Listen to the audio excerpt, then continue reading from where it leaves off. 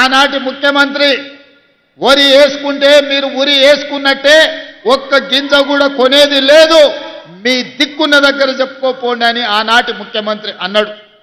కానీ ఈనాడు ఇందిరమ్మ పాలనలో మీరు వరి పండించండి, మీరు పండించిన చివరి గింజ వరకు ఈ ప్రభుత్వం కొనుగోలు చేస్తుంది, మీరు సన్న వడ్లు పండించండి, 500 రూపాయల బోనస్ ఇచ్చి మిమ్మల్ని ఆదుకుంటాం, మీకు గిట్టుబాటు ధరనే కాదు వ్యవసాయాన్ని లాభసాటిగా చేస్తామని చెప్పి ఈనాడు మన ప్రభుత్వం నిర్ణయం తీసుకున్నది.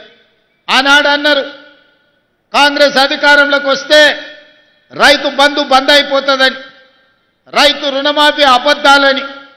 నేను ఈనాడు గుర్తు చేయదలుచుకున్న రైతాంగానికి కాంగ్రెస్ వస్తే కరెంటు ఉండదని.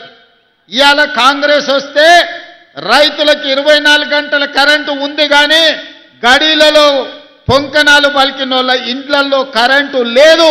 వాళ్ళకున్న కరెంటు మా కాంగ్రెస్ పార్టీ కార్యకర్తలు ఊడబెరికిండ్రు.